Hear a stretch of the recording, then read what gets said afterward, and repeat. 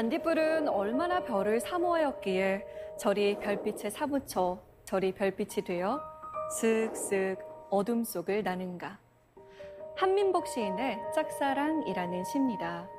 별빛을 짝사랑하는 것이 반딧불 뿐일까요? 우리도 밤하늘의 별을 보면서 수많은 꿈을 꾸었죠. 수많은 예술작품에 영감을 주기도 했고요. 최근에는 민간 우주선이 발사에 성공하면서 우주여행이 성큼 다가오기도 했는데요. 자, 그렇다면 매일 밤 별을 보는 이는 어떤 꿈을 꿀까요? 조경철 천문대의 유주상 대장을 지금 만나봅니다.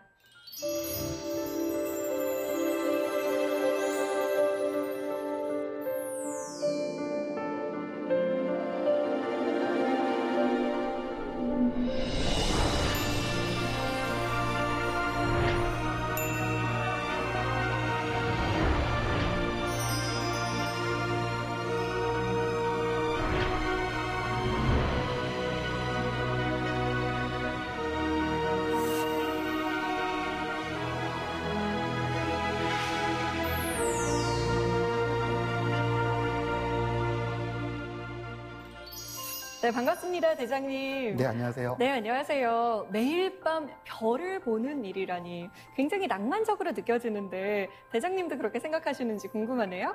네, 그렇죠. 저는 별직이고 별직이기 때문에 행복하고 늘 밤에 별과 함께 있습니다. 대장님이 하시는 일이 궁금합니다. 저는 이제 천문학을 연구한다기보다는 시민천문대를 운영을 하면서 별에 관심을 많이 가지고 계신 분들과 함께 별을 안내하고 밤하늘을 보여드리는 일을 하고 있습니다. 요즘 그 조경철 천문대가 은하수 포인트로 유명하더라고요. 네, 은하수를 보기 가장 좋은 장소 중에 하나죠. 자, 그럼 대장님을 따라서 별 여행 떠나볼까요? 잘 부탁드립니다.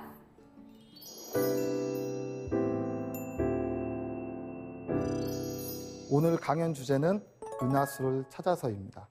은하수로 여러분을 안내하도록 하겠습니다. 제가 근무하는 곳은 바로 이 화면에 보이는 화천 조경철 천문대입니다. 화천 조경철 천문대는 조경철 박사님의 이름을 따서 건립된 곳이기도 합니다.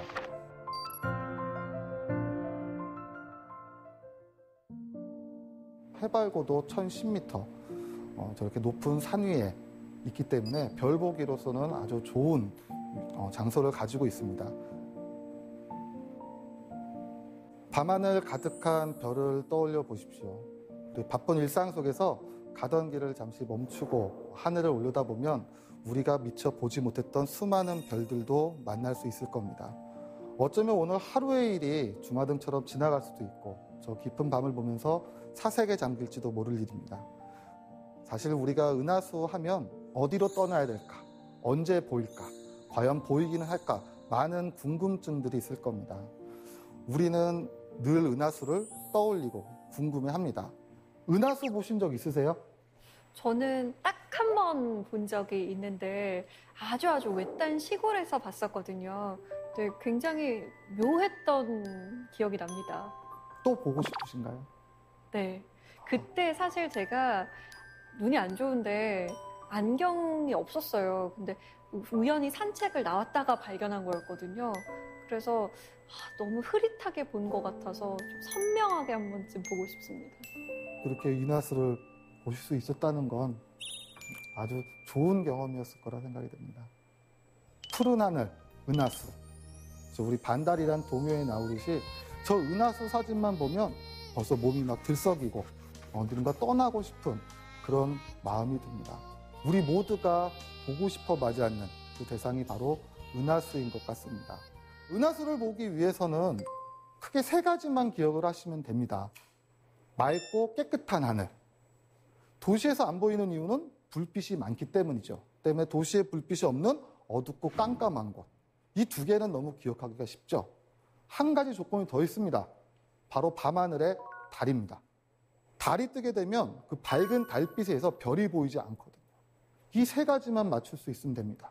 다시 한번 말씀드리면 맑고 깨끗한 하늘, 깜깜한 곳, 그리고 달빛이 비치지 않는 것. 이것이 결정이 되면 그 다음에는 떠나고 싶은 마음과 결심만 들면 좋습니다. 은하수가 가장 짙고 선명하게 보이는 시기가 바로 요즘 6월 달입니다. 그래서 6월경에는 자정 무렵에 머리 꼭대기에 올라오기 때문에 그 6월 달 맑은 날을 기약해서 높은 산 위에 불빛이 없는 시골에 가실 수 있다면은 분명히 은하수를 보실 수 있을 겁니다. 그러니까 가을철에는 해가 진 직후에 머리 꼭대기에 있고 그 다음에 서쪽으로 이렇게 사라지거든요. 근데 우리나라는 서쪽에 대도시가 다 있어요. 그러다 보니까 동쪽에서 떠오르는 타이밍을 좀 맞춰야 돼요. 그러다 보니 조금 가을보다는 이제 5, 6월쯤에 그때 많이 보는 거죠. 그럼 우리 천문대에서 보여지는 은하수의 모습을 한번 보여드릴까요? 천문대 중심으로 커다랗게 아치를 그리고 있는 저 은하수의 모습이 보이십니까? 자, 이번 다른 사진을 한번 보여드릴까요? 이런 사진은 어떠신가요? 질문을 드려보겠습니다. 이 사진은 은하수 사진일까요? 웨딩 사진일까요? 웨딩 사진으로 보이는데요. 아무래도 인물에 먼저 시선이 가는 것 같아요. 앞서 봤던 이런 은하수 사진보다는 이런 사진에 사람들은 더욱더 좋아합니다. 어쩌면 이 사진에 열광했던 건 은하수가 아니라 그 은하수 아래서 우리가 만들 수 있었던 그러한 사람과 사람 사이의 그 관계, 그 마음에 더 가슴이 공명했던 것은 아니었을까요? 사실 우리의 마음은 객관적이고 보편적인 믿음이 아니라 흔들리기도 합니다. 어떨 땐 밤하늘의 별이 아름답게 보이다가도 그 별에 눈길조차 가지 않을 때도 있습니다. 늘 있던 그 방의 풍경이 낯설게 보일 때도 있고 우리의 마음은 조금 흔들리는 것은 아닐까, 그런 상상을 한번 해봅니다. 이어서 저 은하수에 대해서 떠올려 봅니다. 우리는 저 은하수에 왜 매료가 되는 것이고 저걸 왜 보고 싶어 하는 것일까? 분명한 것은 내 마음은 흔들릴지라도 거기에 관심이 가고 이끌려 간다는 것이겠죠. 그래서 보고 나면 우리 그 다음은 만지고 싶습니다. 만지고 나면 느끼고 싶죠. 사실 이것은 과학관에서 운영하는 아주 중요한 테마이기도 합니다. 첫 번째 보는 건 사이트온, 눈으로 먼저 보는 관람이거든요. 그 다음에 우리는 만지고 싶어 합니다. 핸즈온. 그 다음에는 마음으로 느끼고 싶어 하죠. 공명을 하는 것. 어쩌면 이것이 우리가 사물을 대할 때 가는 순서 아니었을까요? 그리고 우리는 그 대상에 대해서 조금씩 탐색을 하고 탐구하고 알게 됩니다. 사실 지금까지 우리가 바라보던 은하, 우리는 저 은하를 설명하기 위해서 자신의 주관적 이야기나 그냥 단순히 상상이나 설명할 수 없는 불가사의한 것들로 설명하려 시도했었습니다. 하늘의 저 뿌연빛, 누군가는 하늘을 흘러가는 연기라고 생각을 해요. 누군가는 하늘을 흘러가는 강물, 견우와 직녀의 오작교가 떠오르는, 헤라가 떠오르는 밀키웨이, 불가사의한 힘에 의해서 신화와 전설로 우리는 은하수를 설명했죠. 그런데 아리스토텔레스는 저 은하수는 하늘에 천상과 지상 사이에 존재하는 별들이 충돌을 일으켜서 폭발한 잔해라고 설명을 합니다. 현대에서 우리가 알고 있는 은하수의 형성 원리와는 전혀 다르죠. 하지만 그가 시도했던 것은 과학적 방법으로 은하의 모습을 설명하고자 시도했던 것입니다. 그러한 아리스토텔레스의 과학적 접근법은 무려 2000년간이나 유효합니다. 아리스토텔레스 이후로 누구도 그 아리스토텔레스의 우주관을 부정하지 않습니다. 하늘에 떠 있는 별이란 천구에 맺혀 있는 것이고 그 천구와 우리 사이에 은하수는 별들과 함께 일정하게 움직이는 것. 누구도 의심을 품지 않았습니다. 때로는 이것을 자연이라고도 합니다. 자연이라고 하는 건 의심하지 않는 것, 즉 늘 그러했던 것. 하지만 누군가는 의심을 품게 되죠. 바로 갈릴레오 갈릴레이가 있었습니다. 1610년 갈릴레오 갈릴레이는 스스로 만든 망원경으로 은하수를 관측하게 됩니다. 사실 가장 먼저 관측을 했던 건 목성과 달이었습니다. 역시 아리스토텔레스가 얘기했듯 달의 표면은 매끈할 것이다. 갈릴레오는 그것이 틀렸다는 사실을 알게 됐죠. 아리스토텔레스의 세계관이 달랐던 겁니다. 그 이후로 은하수도 보게 됩니다. 은하수란 단순히 뿌연 덩어리, 먼지가 아니라 수많은 별들의 집합체였던 거죠. 우리가 상상하던 은하수는 이제 실제의 모습을 갖고 있는 존재로 우리 앞에 다가서게 됩니다. 그리고 윌리엄 허셜이 등장을 합니다. 윌리엄 허셜은 그 동생 캐롤라인 허셜과 함께 천왕성을 발견하기도 합니다.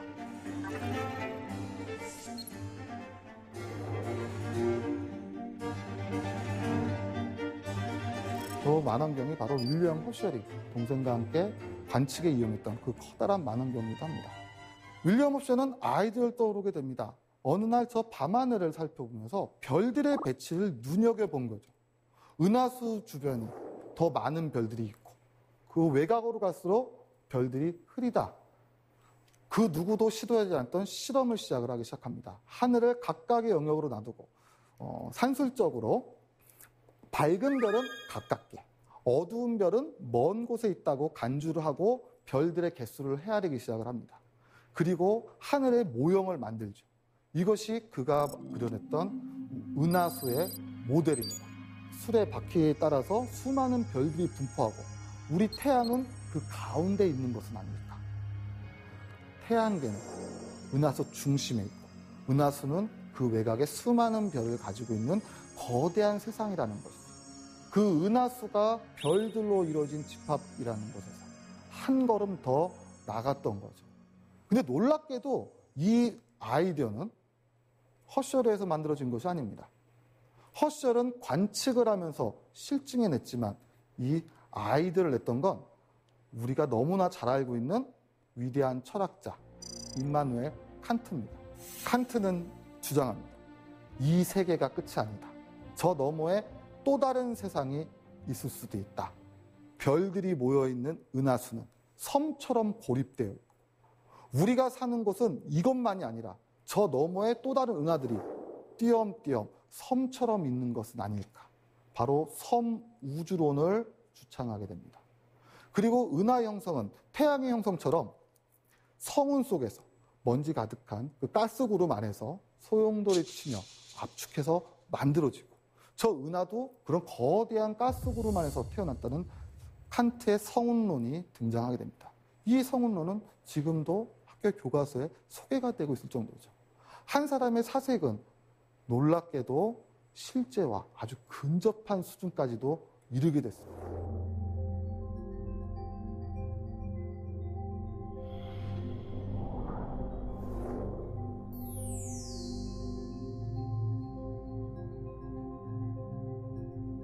자, 요 뿌연 건 무엇이었을까요?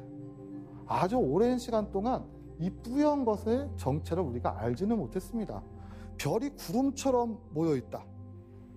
스타 클라우드. 혹은 별이 탄생하는 성운, 네뷸라. 여러 가지 이름으로 불리게 됩니다. 저 뿌연 건 무엇이었을까? 바로 안드로메다 은하입니다. 아주 오랜 시간 동안 우리는 안드로메다의 정체를 알 수 없었습니다. 지금부터 정확히 100년 전, 이 안드로메다 은하는 새로운 논쟁을 촉발하게 됩니다. 사실 안드로메다 은하에 대한 정체, 이것이 그 당시 등장하게 된 것은 1차 세계대전으로 인해 진보했던 과학기술 때문에 일어난 일이기도 합니다. 과학기술이 발달하다 보니 망원경이 커지게 되고요. 망원경이 좋아지다 보니 그 당시에는 흐릿흐릿하게 보였던 것들이 선명하게 보이기 시작을 합니다. 그냥 뿌옇게 보였던 이 덩어리가 소용돌이 치고 있는 나선 모양으로 보이기 시작한 겁니다. 저것의 정체는 무엇일까? 여기서 출발한 겁니다. 자, 다시 한번 안드로메다 은하의 모습을 보도록 하겠습니다. 자, 저 은하란 존재, 저것은 우리 안에 있던 것일까? 혹은 밖에 있던 것일까? 할로 셰필리와 히버 커티스는 격렬하게 논쟁을 주고받습니다. 저 은하라고 하는 건 단순히 우리 은하의 일부일 것이다. 우리 세계는 그렇게 크지 않을 것이다. 아니다. 저것은 우리 밖에 존재하는 또 다른 은하다. 바로 칸트의 섬우주론이죠. 하지만 계산을 해보면 과연 그렇게 이 세계가 거대할까? 확신할 수 없었죠. 이 논쟁은 바로 곧 종식되게 됩니다. 우리가 잘 알고 있는 에드윈 허블이 등장을 했던 거죠. 에드윈 허블은 윌슨산 천문대의 100인치 후커만음을 이용해서 안드로메다 은하를 정밀하게 관측하기 시작을 합니다.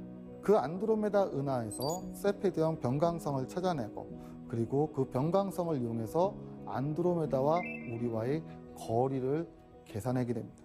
그리고 그 결과는 놀라운 것이었습니다. 우리가 지금까지 예측했던 것보다도 훨씬 더 머나먼 거리에서 존재한다는 사실을 알게 됐거든요. 허블이 그 세페이드형 변광성을 이용해서 거리를 잴 수 있었던 건 사실 여류 천문학자에 의해서기도 합니다. 여류 천문학자 헬레타 스완 레빗은 세페이드형 변광성을 보면서 우연한 법칙을 찾아내게 됩니다. 바로 변광성의 광도와 주기와 밀접한 관계가 있다는 거죠. 광도는 거리와 관계가 있습니다. 같은 밝기라면 가깝게 있는 것이 멀리 있는 것보다도 훨씬 밝게 보이겠죠. 대신에 밝기가 변하는 이 주기는 거리와 관계가 없었던 거죠. 즉, 밝기와 주기, 이 공식을 이용해서 거리를 측정하는, 우리는 우주의 거리를 측정할 수 있는 새로운 방법을 찾아냈던 겁니다. 어쩌면 아주 우연적인 일이었을 수도 있죠. 이것을 허블이 이용해서 안드로메다 은하와 우리와의 거리를 성공적으로 측정하게 됐습니다. 그리고 이것은 우주가 팽창한다는 가모프의 빅뱅 이론으로 연결이 되게 됩니다. 단순히 안드로메다 은하에 대한 논쟁이었는데 저 흐릿하고 뿌연 것이 무엇일까라는 생각은 우주의 기원과 닿아 있었던 거죠. 우리는 우주가 어떻게 시작이 되고 어떻게 진화하며 어떻게 만들어지고 있는지 설명할 수 있는 그 기회를 잡게 된 겁니다. 호기심과 상상으로 봤던 세상이었습니다. 저것이 무엇이었을까? 저것이 별이라는 걸 알아내고 그 너머 우리를 둘러싸고 있는 저 세계는 어떻게 이루어져 있을까? 우리는 혼자 있는 것일까? 아니면 그놈에 무엇이 있는 것일까? 만약에 있다면 이 세계는 얼마나 넓은 것일까? 저 은하수를 보면서 우리의 사색은 이렇게 발전해 오게 됩니다. 1969년 7월 17일 달 착륙에 성공하고 나서 우리는 과학에 대한 환상을 품게 됩니다. 이 과학은 이 세계를 다 밝혀낼 수 있을 것이다. 아인슈타인 이후 우리 과학은 정말 눈부시게 발전해서 우리는 저 세계를 전부 다 이해할 수 있을 거라는 확신에 차 있었죠. 그리고 지금부터 30년 전 에드윈 허블의 이름을 딴 커다란 우주 만원경이 우주로 올라가게 되죠. 바로 올해가 허블 우주 만원경 30주년이 되는 해입니다. 1990년 케네디 우주센터에서 우주 왕복선이 발사가 됩니다. 지금껏 지상의 대기 때문에 볼 수 없었던 저 머나먼 우주에 대한 정보를 풀 임무를 띠고 허블 우주 만원경은 우주로 올라갑니다. 우리가 잘 알다시피 허블 우주 만원경이 우리에게 보내온 그 엄청난 사진들, 우리는 그런 어마어마한 데이터와 정보를 가지고 우주의 신비를 하나씩 밝혀내기 시작을 했습니다. 사실 이 허블 만원경은 30년 동안 굉장한 많은 공헌을 했습니다. 애초에 설계됐던 기대 수명은 불과 15년만에 불과했습니다. 하지만 지금 그 2배 이상 활동을 하면서 우리에게 더 커다란 우주의 세계를 보여주게 됐죠. 그중 가장 하이라이트의 순간을 꼽아보라면 저는 1995년 12월 28일, 아주 정확한 날짜가 나오죠. 그날을 꼽을 수 있을 것 같습니다. 그날은 인류의 콧대가 꺾인 날이거든요. 허블 만원경이 1990년 발사돼서 바로 활동을 개시했던 건 아닙니다. 약간의 오차가 있었기 때문에 처음 허블 만원경이 전송했던 사진들은 실망스러울 뿐이었죠. 사실 허블 우주 만원경의 유의는요, 사람이 직접 가서 고칠 수 있다는 데 있습니다. 사람이 직접 가서 고칠 수 있는 그 궤도상에 있었거든요. 그 허블 우주 만원경을 수리를 한 이후로 다시 한번 가동을 하게 됩니다. 그때 테스트를 해야 되죠. 작은 아이디어였습니다. 아무것도 보이지 않는 곳을 향해서 허블 만원경을 찍으면 뭐가 나올까? 가로 세로 한 1mm 정도 되는 사각형을 이렇게 놓고 봤을 때 그 정도의 영역점이 될 것 같습니다. 그 드넓은 하늘에서 정말 바늘구멍만한 것을 허블 만원경에 본 거죠. 저기에 무엇이 나올까? 아무것도 없을까? 아니면 뭔가 나올까? 1995년 12월 20일 드디어 큰 곰자리 방향 쪽에 있는 아주 좁은 곳을 향해서 허블 망원경이 그 카메라를 담습니다. 도합 11일 300장의 노출, 허블 딥필드라 명명이 됩니다. 그 좁디 좁은 영역 안에 지금 보이시나요? 저 하나의 낱개의 점들은 우리 은하와 같은 존재들이었습니다. 1000억 개 이상의 태양들이 모이는 거대한 색. 과학자들은 아찔해졌죠. 어쩌면 우리가 알고 있던 것은 끝이 아닐 수도 있겠구나. 여기가 끝이 아니라 저 너머에 더 거대한 세상이 존재하겠구나. 허블 망원경은 끝없이 저 우주 깊은 심연을 향해서 연구를 계속을 합니다. 자료를 계속 전송해오죠. 우리는 허블 망원경에 30년 동안 많은 사실을 알게 됐습니다. 2002년 외소 은하가 우리 은하와 충돌했다는 사실을 밝혀내게 되고, 우리 은하 중심부에는 태양의 400만 배 이르는 거대한 블랙홀이 있다는 사실도 알게 됐습니다. 우리가 생각했던 것보다 우리 은하는 훨씬 더 커다랗다는 것도 알게 됐죠. 우주 초기의 빛까지 찾아냅니다. 우리는 저 은하를 연구하게 되면서 이 우주가, 그리고 이 세상이 어떻게 이루어졌는지 조금씩 알아가고 있었던 거죠. 허블 우주 망원경은 이제 곧 수명이 거의 다 했습니다. 그래서 차세대 우주 망원경인 제임스 웹 망원경이 발사를 기다리고 있죠. 이 화면은 이제 허블이 만들어낸 우리 은하의, 즉 우리 세계의 모습입니다. 지금 우리는 오리온 8이라고 하는 곳에 우리 태양이 위치해 있는 거죠. 만약에 우주에서 이제 주소를 우리가 한다면 우리는 우리 은하, 6번째 나선팔 끝, 오리온 8, 거기에 있는 어떤 별들의 집단 속에 그 안에 태양계, 이런 식으로 주소를 적을 수도 있을 겁니다. 사실은 아주 오랫동안 우리는 우리 눈앞에 보였던 이 세계만이 이 세상의 전부라고 믿어왔습니다. 밤하늘을 바라보죠. 이 밤하늘이란 말 앞에 생략된 단어가 하나 있습니다. 바로 지구의 밤하늘.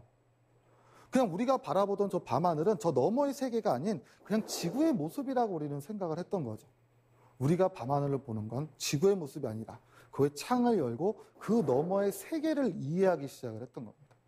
지구 밖에 태양, 그 태양이 위치한 태양계, 그리고 그 태양 너머 여러 밝은 별들, 저 별들이 우리 눈앞에 보이는 별들이었습니다. 그리고 그 너머, 그 별들끼리 모여있는 또 집단들끼리 모여 커다란 은하라는 것을 만들게 되죠. 그리고 우리 은하 주변에는 또 여러 개의 은하가 있습니다. 자, 제가 사는 곳을 얘기해 볼까요? 저는 강원도 화천에 삽니다. 산 너머 집 한 채, 맥가 건너 집 한 채. 화천은 인구 밀도가 띄엄띄엄 있죠. 그렇게 별들이 성기게 모여있는 작은 별들의 집단도 있습니다. 서울은 어떻습니까? 수백만 명의 사람이 빽빽하게 몰려 살죠. 그런 별들의 집단도 있죠. 그런 별들의 마을과 도시들이 모여 대한민국이라는 나라를 만들듯 이런 커다랗게 모이는 별들의 집합체를 은하라고 생각하시면 되는 겁니다. 그리고 그 은하들은 혼자 존재하는 게 아닙니다. 우리나라 주변, 일본, 중국, 러시아 등등등 여러 나라들이 함께 있던 것처럼 국부 은하군을 이루게 됩니다. 그런 은하들이 모여서 더 커다란 구조를 이루고 있다는 사실도 밝혀내게 된 거죠. 우리는 저 천여 자리의 은하다. 우리 국부 은하군에, 우리 은하 안에 6번째 나선팔 끝에 태양계에 존재하고 있는 거죠. 자, 그런데 사실 이렇게 이야기하는 은하의 단위가 어느 순간부터 와닿지가 않습니다. 저 하나의 은하에 1000억 개의 별이 있고 그 가늠할 수 없는 거대한 별들의 세계, 그 거리, 크기, 이것이 와닿지가 않죠. 그래서 허블 망원경, 현대 과학이 만들어낸, 그래서 우리가 알게 된 우주를 향해서 우리는 무엇을 알게 된 것일까? 같이 시뮬레이션을 통해서 한번 여행을 떠나보고 그 커다란 우주를 간접적으로라도 한번 체험을 해보도록 하면 어떨까 생각이 듭니다. 네, 지금 화면 속에 보이듯이 하늘에 별이 떠 있고 저 멀리 안드로메다도 있습니다. 시간이 흘러감에 따라서 달도 뜰 것이고 별도 떠오르고 해도 뜹니다. 맞습니까? 네, 우린 또 착각하고 있었던 거죠. 별이 떠오르나요? 달이 뜨는 걸까요? 해가 뜨는 것일까요? 우리가 움직이고 있었던 거죠. 우리가 움직이고 있기 때문에 저것이 떠오르는 것처럼 보였다는 것. 이 간단한 사실도 수천 년간 이해하지 못했던 겁니다. 질문이 잘못됐던 거죠. 저들은 왜 움직일까? 그것이 아니라 우리가 움직이고 있었던 것입니다. 안다는 것은 그것에 대한 진실을 찾아가는 과정이기도 합니다. 자, 저 앞에 보이는 저 밤하늘, 여기가 끝이 아니었던 거죠. 그냥 닫혀있는 이 공간이 세상의 전부가 아니라 저 너머의 또 다른 세계, 우리가 알고 싶었던 것은 우리가 사는 곳, 이 세계는 어떻게 생겼을까? 얼마나 커다랄까?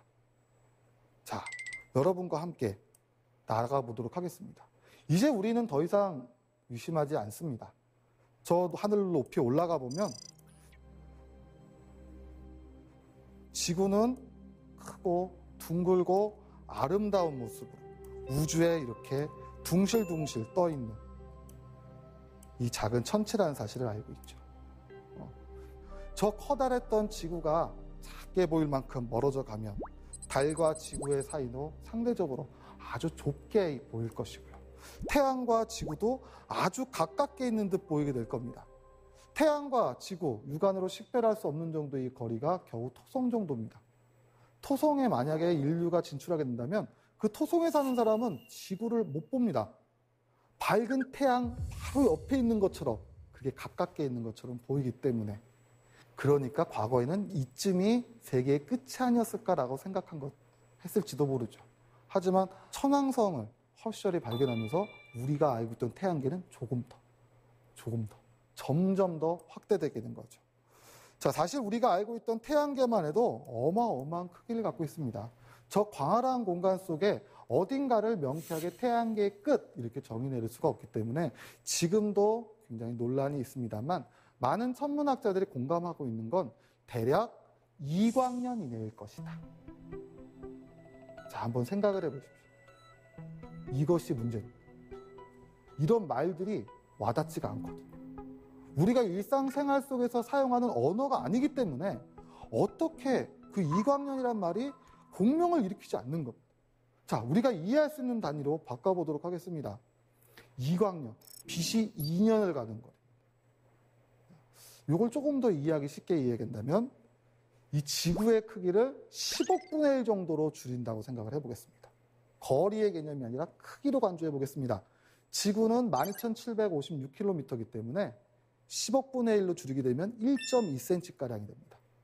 그럴 때 태양의 크기는 지구 지름의 109배. 약 요 1.2cm짜리 작은 완두콩을 109개 정도 누르면 요 정도 크기가 되겠죠. 태양계는 어느 정도 크기가 될까요? 태양계는 태평양 정도가 됩니다. 이 광활한 크기가 이해가 되시나요? 이 태양계만 해도 우리가 생각했던 건 훨씬 거대했던 거죠. 이 거대한 공간 속에 놀랍게도 아무것도 없었던 겁니다. 우린 정말 텅 비어있던 공간에 아주 우연히 지구 속에 있었던 거죠. 어쩌면 이 태양계가 세상의 전부라고 생각하는 것이 당연할 수도 있습니다. 하지만 그렇지 않다는 사실을 밝혀갔던 거죠. 자, 점점 더 멀어져 가겠습니다. 태양을 놓치지 마십시오. 아주 빨리 가겠습니다. 태양 어디 있습니까? 어디 있을까요? 어디 있죠? 저 수많은 존재들에 쌓여 있어서 그들 중 하나. 우리는 이 사실을 알게 됐던 거죠. 어쩌면 이 과학의 발달사는 한 인간의 성장 단계와 놀랍도록 유사할 수도 있습니다. 16, 17, 18, 19 질풍노도의 시기, 콧대가 드높을 때, 부모님 슬 아래 모두가 공주가 왕자가 될 때, 자존감이 드높을 때죠. 나는 세상의 중심에 있다. 내가 세상의 중심에. 난 모든 걸 다 이해할 수 있을 것이다. 그런데 거짓말같이 20살, 21살 직장에, 사회에, 대학에, 군대에 첫 발 내딛게 되면 무너져내리는 자존감, 순간 공허한 마음이 들기도 합니다. 내가 중심의 사고가 깨져버리게 되죠. 그때 알게 됐던 게 바로 이거죠. 그들과 함께. 우리는 홀로 존재했던 게 아니라 그들과 존재합니다. 이렇게 존재하는 저 별들의 집단을 성단이라고 밝혀낸 겁니다. 근데 세상은 여기가 끝이 아니죠. 태양이 수천 개 모이는 이 거대한 집단을 상상해 보십시오. 높은 산 위에 올라가서 도시의 야경을 바라보세요. 따닥따닥 붙어 있지 않습니까? 하지만 실제 그 별과 별들의 사이는 얼마나 멀리 있겠습니까? 우리가 멀어져 갔기 때문에 조밀하게 보이는 거죠. 저는 이 모습을 보면 마치 인간 세상 같다고 생각이 들기도 합니다. 우리 삶 같지 않습니까? 한 사람 한 사람이 모여서 사회를 만듭니다. 멀리서 보면 어깨를 맞닿고 닿아 있는 것처럼 보이기도 하죠. 하지만 한 사람 한 사람의 마음의 거리는 얼마나 멉니까? 한 걸음 다가서면 상처받고 한 걸음 뒤로 물러서면 소외감을 받고 저 별들도 마찬가지입니다. 저렇게 떨어지는 별들은 광활한 거리를 두고 서로 바라보고 있지만 서로 물리적인 힘에 이끌려 서로 다가오기도 합니다. 튕겨서 나가기도 합니다. 천문학에서는 끌려가는 원심력, 그 사이에 평형 상태를 이루는 점을 이야기합니다. 그것을 라그랑주점이라고도 하죠. 어쩌면 우리도 살아가면서 별들처럼 한 걸음 앞으로 혹은 한 걸음 뒤로 그러면서 평형 상태를 이루는 점을 찾는 건 아니었을까. 더 멀리 갑니다. 이 거대한 세상. 점점 더 멀어져 가면 우리는 어디까지 알 수 있을까요? 자, 이제 이걸 은하라고 합니다. 소용돌이 치는 것 같지 않습니까? 바람개비처럼 보이죠? 태풍의 모습을 하고 있죠. 저 소용돌이 치는 이 거대한 세계, 저 은하의 모습을 다각도로 살펴봅니다. 위에서 보면 허셜이 말한 대로 커다란 수레바퀴처럼 납작하게 보이기도 하죠. 이것이 우리 은하의 생김새죠. 자, 그러면 우리는 저 은하의 모습을 볼 수 있을까요? 없을까요? 숲안에서는 숲의 모습을 못 보죠. 그래서 우리는 저 은하수의 정체를 탐험을 하는데 그렇게 오랜 시간이 걸린 걸지도 모릅니다. 하지만 오늘은 볼 수가 있죠. 컴퓨터 시뮬레이션의 힘을 따라서. 이제 우리는 압니다. 저 은하가 수많은 별들로 모인 집단이란 것. 그리고 그 별들을 은하의 단면을 따라서 무수히 많은 별이 있고 그 별이 너무나 많기 때문에 분해돼서 모인 것이 아니라 뿌연 구름처럼 가로질러가는 이런 형태로 이것이 은하수가 되는 거죠. 즉 은하수란 우리 세계에 잘라진 반쪽이었던 겁니다. 여름밤 하늘을 가로질러가는 은하수는 단순히 하늘의 문이나 신화와 전설이 아니라 우리가 사는 세계였던 거죠.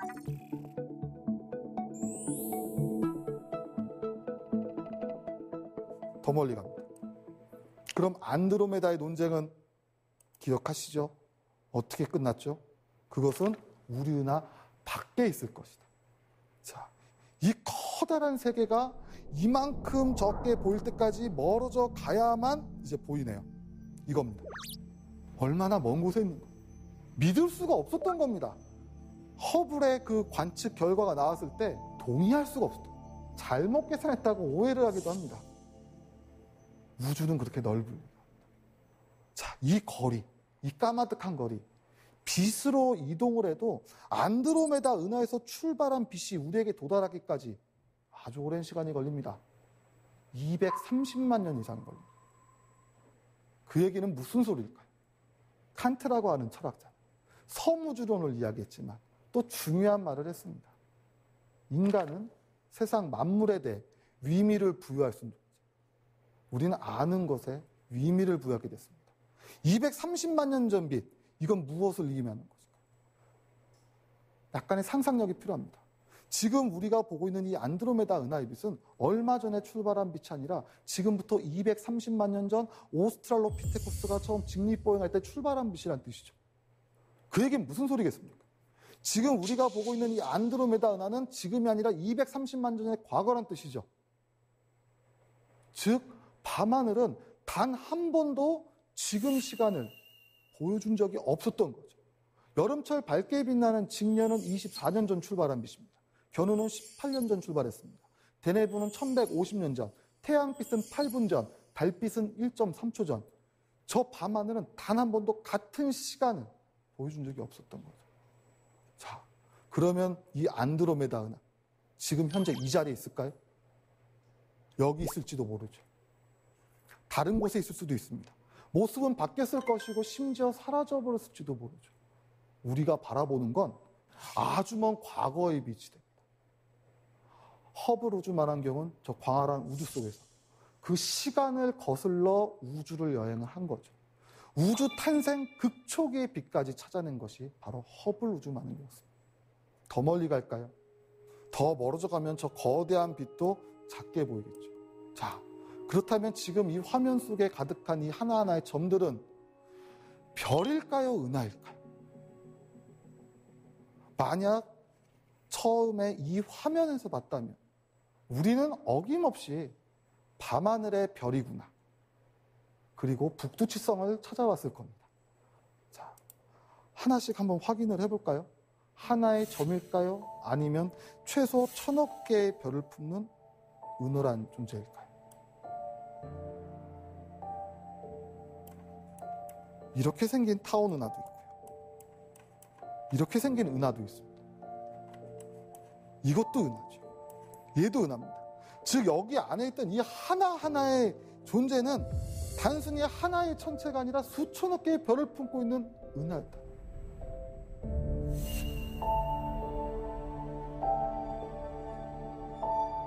자, 우주에는 이렇게 끝없이 많은 은하들로 구성되어 있던 거예요.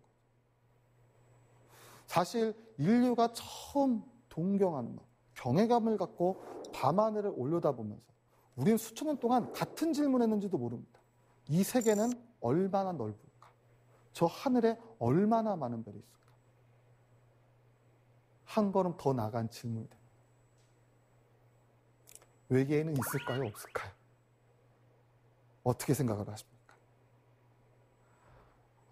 조금 다른 표현으로 이야기하게 되면 좀 세련된 화법으로 말하면 이런 뜻이죠.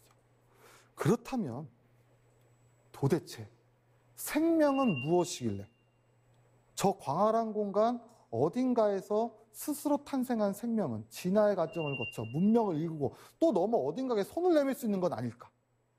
도대체 생명이란 무엇이란 말일까? 현대과학의 끝에서 우리는 그 질문을 맞이하고 있는 거예요. 생명은 무엇일까? 한번 생각해 보십시오. 외계인이 있을까요? 없을까요? 이 정도면 있어야 되는 거 아닌가라는 생각도 드는데요. 혹자는 이렇게 말합니다. 만약 저 광활한 공간에 우리만이 존재한다면 그건 얼마만한 공간의 낭비. 신이 있다면 그렇게 만들진 않을 것이다. 있을 수도 있다.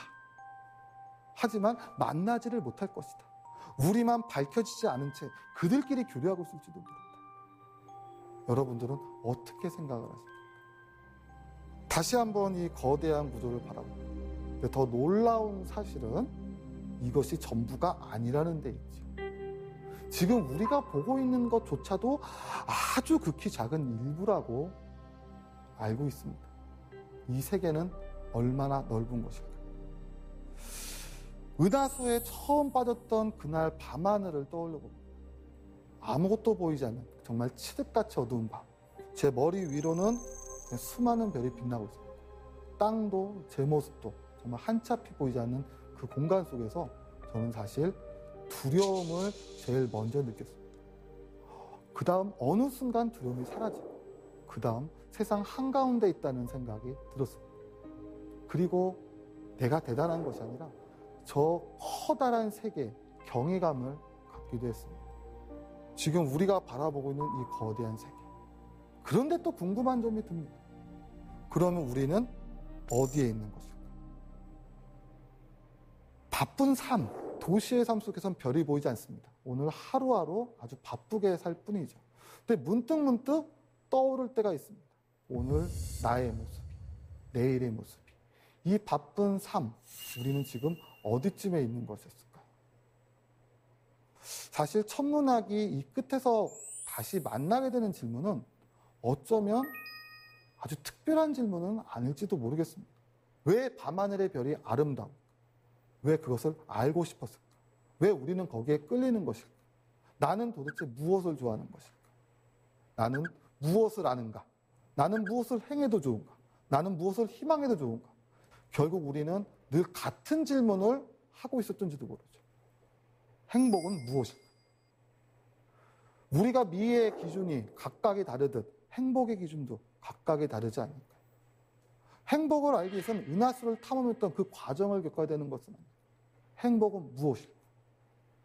어쩌면 아무것도 아닐지도 모릅니다. 우리가 알아냈던 건 결국 돌고 돌아 아주 간단한 사실일지도 모릅니다. 저 광활한 공간 속에 어딘가 하나, 그 수천억 개가 넘는 은하의 바닷속에 하나의 작은 은하가 존재한다는 것. 우리는 이 작은 은하에 삽니다. 만약 우주에 누군가가 있다고 한들 우리를 찾아올 수 있을까요? 어쩌면 우리란 존재는 아무도 알고 있지 못할 수도 있습니다. 하지만 우리가 알게 된 건 있죠. 보이지 않아도 존재한다는 것. 우리는 그 믿음을 갖고 우주를 탐험했거든요. 눈앞에 보이는 저 밤하늘이 아니라 그 너머에 더 거대한 세상이 있다는 것. 보이지 않아도 존재하는 것들. 우리는 이곳에 존재합니다. 우리는 저 은하를 알게 됐죠. 오늘 우리는 이렇게 작은 화면으로 별을 보지만 머지않은 미래 우리 우주 나갈 겁니다. 왜? 민간 우주선 스페이스X가 성공을 했거든요. 그런 상상을 해봅시다. 로켓에 타고 저 우주 지구 밖 우주에 나가서 우리가 제일 먼저 하는 겁니다. 그 공간에 올라가서 지구를 내려다봅니다. 손을 흔들겠죠. 한마디씩 하겠죠. 아, 저것이 우리의 고향이다. 그날이 오면 전쟁이 사라지는 겁니다. 같은 고향 사람.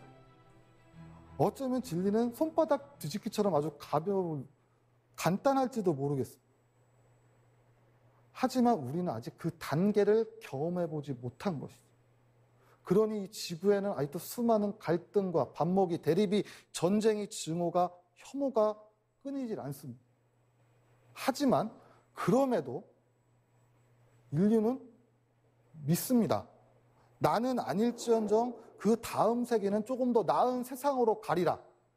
우리는 아닐지언정 사람은 더 나은 곳으로 갈 수 있겠죠.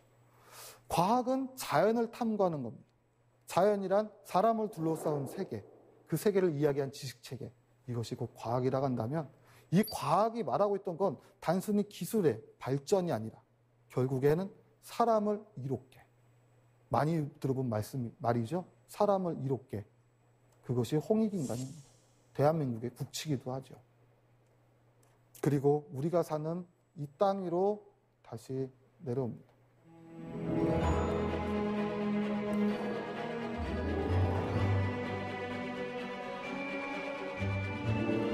우리는 이곳에 살죠. 하루를 삽니다. 그런데 이 우주의 이야기가 잘 와닿지는 않습니다. 왜냐하면 지구의 중력에 구속돼 두 달 딛고 하늘고 매일매일 하루를 살아가니 오늘 하루도 가끔은 퍽퍽하거든. 오늘 하루도 힘든데 우주 얘기가 닿을 리가 있나요? 하지만 그렇게 생각을 해보십시오. 어느 날 문득 불현듯 보고 싶어 떠난 그 언덕, 거기서 은하수를 바라보며 혼자 보러 갔을까요? 누군가 같이 곁에 있던 사람이 있다. 그 사람의 손을 잡았을 때 그 사람 손끝에 느껴지는 그 체온이, 실체가, 존재가 여기까지 우주시간 138억 년, 지구시간 46억 년, 그것이 존재한다는 것. 우리는 이것을 기적이라고 말하고는 뭘지도 모르겠죠.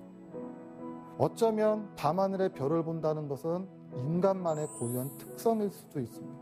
우리는 왜 밤하늘에 매료되고 밤하늘에 빠져드는 것일까요? 은하수의 시즌 여름에 은하수를 보고 사색할 수 있는 그런 쉼표가 여러분들께 드리고 싶습니다. 여기서 강의를 마치도록 하겠습니다. 감사합니다.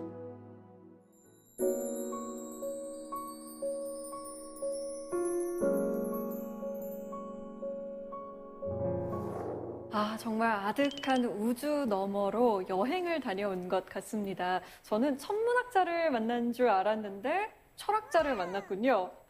은하수를 찾아서가 나를 찾아서라는 이야기였네요. 사실 늘 풀지 못하는 저만의 숙제이기도 합니다. 사실 별밤 모두가 좋아하고 천문대가 좋다는 생각은 누구나 다 하고 있죠. 그런데 이걸 한 번 더 뒤집어서 왜 좋아라고 하면 늘 입이 막히게 됩니다. 밤하늘의 별을 보면서 별지기로서 늘 고민을 합니다. 왜 별 보는 게 좋을까? 왜 별이 아름다울까?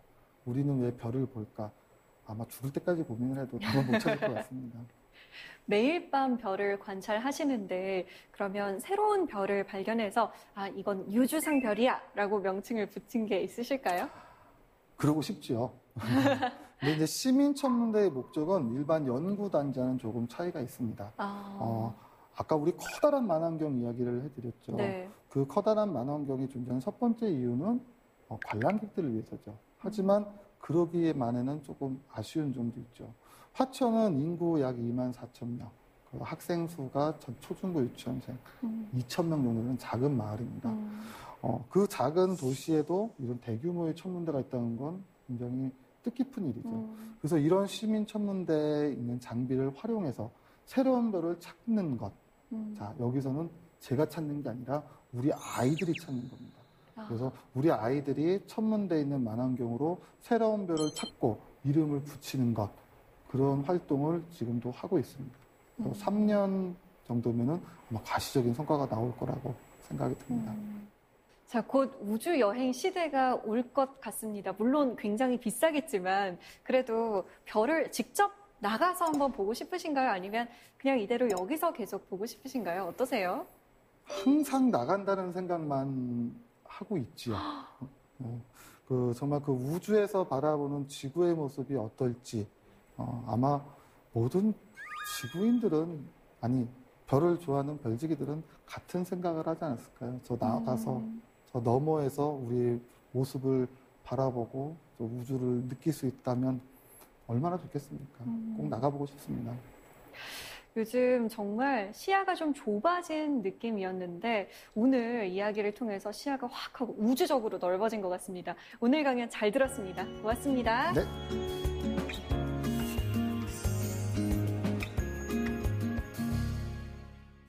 우리에게 태양 다음으로 친숙한 별이 바로 북극성일 텐데요.